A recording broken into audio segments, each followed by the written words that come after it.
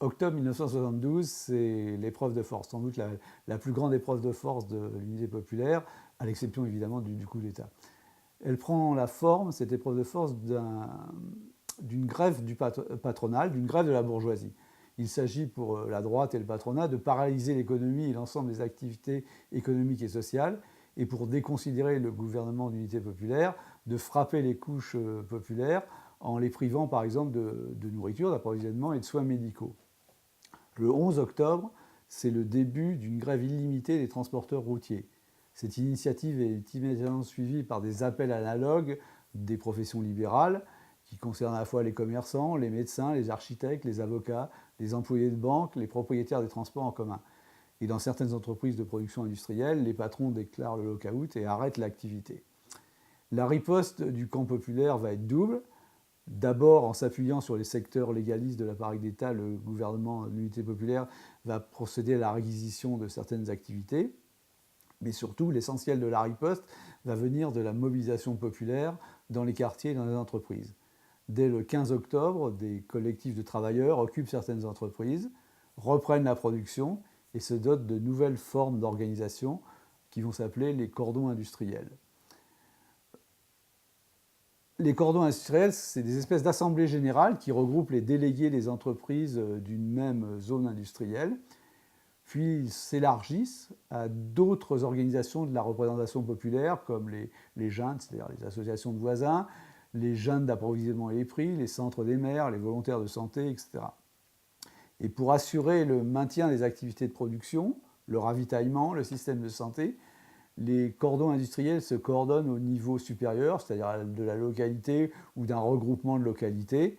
Et ces nouvelles structures prennent le nom de commandos au sens de commandement, de commandos communaux. On peut évoquer un exemple peut-être de ces activités qui est la riposte populaire dans le secteur de la santé, avec des pratiques de type autogestionnaire. Malgré la grève des médecins et des infirmières qualifiées, l'activité va en effet reprendre à plein régime, avec quelques médecins et infirmières non grévistes, et puis surtout les aides-soignants et les aides-soignantes, ainsi que des étudiants en médecine. Donc il y a à la fois les soins qui sont assurés et en même temps une anticipation de ce que pourrait être une médecine, un système de soins populaire. Dans les entreprises également, le pouvoir populaire se développe, même dans celles qui n'ont pas vocation à faire partie du secteur nationalisé. Et on voit bien le problème qu'il y aura quand le patron va revenir.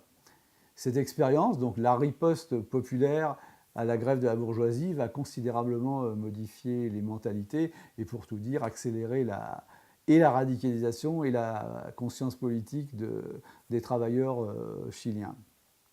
On peut donner un exemple, c'est une interview que donne une habitante du campement, c'est-à-dire en fait du bidonville Nueva Habana, c'est-à-dire la Nouvelle Havane, qui dit « Nous connaissons maintenant la force du patron, mais nous savons aussi que nous sommes forts.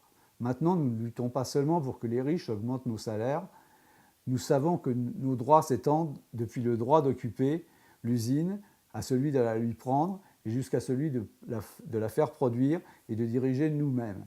C'est là qu'est notre force. » Et puis ce mot d'ordre qui sera celui de la gauche chilienne, souviens-toi d'octobre. La grève patronale va en fait s'achever face à cette riposte populaire le 6 novembre. Mais dès le 30 octobre, Salvador Allende a annoncé la formation d'un nouveau gouvernement qui comprend plusieurs généraux et les principaux dirigeants de la CUT, c'est-à-dire la centrale syndicale. Telle est donc la réponse du gouvernement au complot de la droite, à la mobilisation populaire qui a fait échouer la grève patronale. Au lieu de s'appuyer sur la mobilisation populaire, le gouvernement reste fidèle à la même orientation, négocier avec la démocratie chrétienne et essayer de se concilier les bonnes grâces de l'état-major de l'armée. Et d'ailleurs, c'est à cette occasion que Luis Corvolan, qui est le secrétaire général du Parti communiste chilien, va prononcer ces paroles qui, un an plus tard, résonneront de manière assez sinistre. Et donc il affirme « Il ne fait aucun doute que le cabinet au sein duquel sont représentées les trois branches des forces armées constitue une digue contre la sédition. » Même à l'époque, beaucoup d'éléments contredisent évidemment cet optimisme. Parmi les éléments qui semblent le justifier, il y a les déclarations du général Pratt, qui est le commandant en chef de l'armée et qui va devenir ministre de l'Intérieur et vice-président. Et lui, il affirme les travailleurs de ce pays ont donné un exemple de grande responsabilité civique pendant le développement du mouvement de grève, et leur conscience sociale du sens de l'ordre et de la volonté productrice mérite le respect de tous les militaires. L'armée n'a pas de complexe de classe. Ces cadres reflètent la réalité sociale du Chili parce qu'ils sont issus proportionnellement des différents niveaux de la communauté nationale. Et de fait, le général Prats, qui est un général donc loyaliste, va s'opposer aux factieux, aux complotistes lors de l'épreuve de force suivante en juin 1973. Mais comme on le verra, il est loin de représenter l'état d'esprit réel de l'état-major. Lors de la grève de la bourgeoisie et de l'octobre chilien, l'orientation qui a été défendue par la gauche révolutionnaire, par le MIR, était la suivante. D'une part, élaboration d'un cahier de revendications du peuple, c'est comme ça qu'ils disent, et d'autre part, le développement des cordons industriels et des commandos communaux, mais avec une perspective politique qui était d'ouvrir la voie au pouvoir populaire et à la création d'une assemblée du peuple. Après le dénouement de la crise, le MIR va dénoncer l'ouverture aux militaires et les tentatives de revenir en arrière sur les expropriations. Et donc il explique, dans sa lutte contre la grève patronale, la classe ouvrière a démontré que les patrons étaient de trop. Sans eux, elle a maintenu les usines en marche, elle a organisé les transports, elle s'est approprié légitimement les grandes entreprises de construction, de transport et commerciales que les patrons voulaient paralyser. La classe ouvrière ne peut donc accepter de se défaire des outils de l'agression patronale, les grandes entreprises, ni renoncer à son devoir de les mettre au service du peuple, soit en les expropriant définitivement, soit en les plaçant sous le contrôle des travailleurs eux-mêmes.